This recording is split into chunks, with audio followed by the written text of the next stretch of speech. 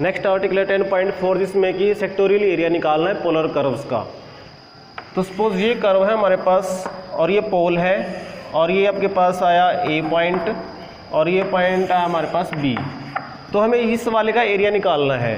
यहाँ पर हमारे पास कैसा है ये, यहाँ पर जो थीटा है वो हम ले लिया है अल्फ़ा और यहाँ पर ले लिया हमने ये इसको बीटा।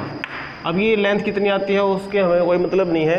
ये सपोज ओ है तो ये ओ ए और ये ओ बी। तो उसके लिए हम क्या करते हैं, सपोज ये कोई पॉइंट हो गया पी, इसके नेबर पॉइंट ले लिया हमने क्यू, कुछ ऐसे आ जाएगा। तो देखिए इनके बीच का जो एंगल उसको ले लेते हैं हम डेल्टा थीटा।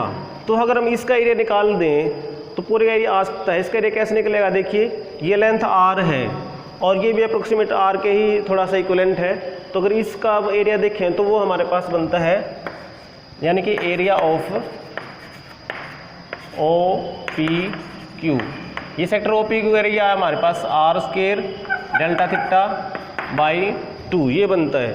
तो पूरे का जो एरिया निकलेगा हमारे पास, तो area of the sector O A B, तो वो कितना आ जाएगा। उसके लिए हम क्या करेंगे, इसका इंटीग्रेशन कर देंगे हम, इसको डी थीटा लिख देंगे और लिमिट्स कहाँ से कहाँ तक आएंगे, theta is equal to alpha to theta equal to beta. तो इस फॉर्मूले से ये सेक्टर का एरिया आ जाएगा। अब एक्सरसाइज 10.4 का क्वेश्चन नंबर 5 का फर्स्ट पार्ट है, show that the area of a loop of the curve r is equal to √3 cos 3 theta plus में sin 3 थीटा इज π/3। तो देखेंगे इसके कौन सा लूप बनते हैं। The given curve is r equal to, इसके लिए हम क्या करते हैं, इसको 2 से ना गुणा भाग कर लेते हैं। यहाँ पे 2 से डिवाइड कर दिया, यहाँ पे 2 से डिवाइड कर दिया और पूरे को हमने 2 से गुणा कर दिया। इसको लिख देते हैं cos π/6, इसको लिख देते हैं sin π/6।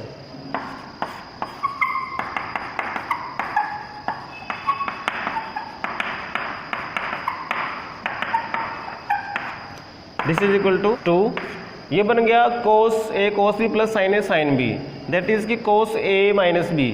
तो इसमें से भी घटा सकते हैं, इसको 3 थीटा माइनस में π/6 कर सकते हैं। तो इसका ग्राफ बनाने से पहले हम इसमें एक रोटेशन कर लेते हैं, यानी कि रोटेटिंग द इनिशियल लाइन। वो इनिशियल लाइन हमारे पास कौन सी होती है, थीटा इक्वल टू 0।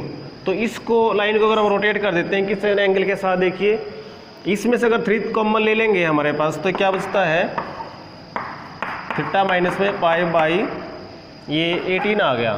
तो π/18 से रोटेट कर देते हैं थ्रो π/18। तो क्या होगा, ये एंगल हमारे पास क्या बन जाएगा फिर, तो आर क्या बन जाएगा, तो we have r equal to 2 cos, इसको हम 3 थीटा लिख देते हैं। अब की बार हमने रोटेशन कर दी सिर्फ π/18 के साथ, तो हमारे पास ये थीटा ही रह जाएगा। तो ये बन गया। अब देखिए ये किस टाइप का है, which is of the form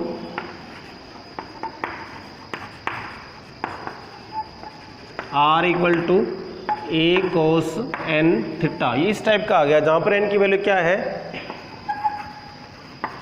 3 और वो क्या है विच इज ओड। तो इसका मतलब इसमें कितने लूप होंगे, तो देयरफॉर द कर्व, सपोज ये 1 थी, इसको 2 ले लेते हैं,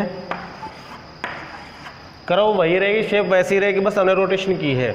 तो कर्व 2 हैज़ 3 लूप्स, तो 3 लूप होंगे, हमें सिर्फ एक लूप का ही एरिया निकालना है। तो हम क्या करेंगे, 4 ए लूप, आर को 0 करते हैं, तो देयरफॉर क्या आएगा cos 3 थीटा इक्वल टू 0 और यहाँ से 3 थीटा की वैल्यू क्या बन जाएगी, ओड मल्टीपल ऑफ π/2, जहाँ पर n क्या होगा इंटीजर। तो this implies theta is equal to 2n + 1 π/6 में 6। तो वैल्यूज क्या बनेगी, देखिए इनको 0 रखेंगे तो हमारे पास आ रहा है π/6, और अगर हम इसको -1 रख दें तो देखिए -1, तो ये -π/6 आ रहा है। तो ये -π/6 प्लस π/6, यानी कि ये देखिए ये हमने लिया प्लस का π/6, ये लिया -π/6। तो आर की वैल्यू क्या बन रही है, वहाँ पे 0 बन रही है, और मैक्स की वैल्यू क्या बनेगी आर की, यहाँ से बनेगी 2। तो ये सपोज 2 लेंथ है, तो ये एक लूप कुछ ऐसे आएगा, बाकी 2 भी आएंगे, हमें सिर्फ एक लूप का ही एरिया निकालना है। तो देयरफॉर द रिक्वायर्ड एरिया, तो जो एरिया इसके एक लूप का आएगा वही हमारे पास इसके एक लूप का आएगा, क्योंकि हमने जस्ट रोटेट ही किया है इनिशियल लाइन को, लेंथ वगैरह एरिया वगैरह वही रहेगा हमारे पास। तो वो कितना आ जाएगा, फॉर्मूला है हमारे पास थीटा की वैल्यू देखिए आगे -π/6 2 + π/6, यहाँ पर लिखेंगे हम आर स्क्वायर और ये लिखेंगे डी थीटा। तो आर स्क्वायर करेंगे तो इसका स्क्वायर कर दो, ये आ गया 4 cos स्क्वायर 3 थीटा और डी थीटा, इसमें 3 थीटा को पुट कर लेते हैं। हमने इसको सपोज पुट कर दिया 5, तो थीटा हमारे पास बन गया 5/3 और यहाँ से डी थीटा हमारे पास बन गया d5/3। अब लिमिट्स क्या हो जाएंगी ऑल्सो, तो when theta is equal to -π/6, तो 5 आपके पास आ गया, 3 थीटा करेंगे तो ये -π/2, and when theta equal to +π/6 phi equal to π/2, तो लिमिट्स बनेगी -π/2 टू π/2। तो this is equal to -π/2 to π/2, और ये 4 cos स्क्वायर 5 और डी थीटा की जगह आ गया हमारे पास d5/3, और ये बन गया 1/2 और ये 4 और ये /3। अब लिमिट्स को हम कर देते हैं 0 टू π/2, क्योंकि ये फंक्शन इवन है, और ये बाहर हम कर देते हैं 2 से गुणा, और ये बच गया फिर अंदर cos स्क्वायर 5 और d5। ये बाहर तो देखिए 2 से 2 कैंसिल हो गया, 4/3। इसके लिए हमारे पास फॉर्मूला है, वो क्या है कि 2 में से घटा दो 1, नीचे 2 लिख दो, और ये गुणा में लिख दो π/2, बिकॉज ये इवन है।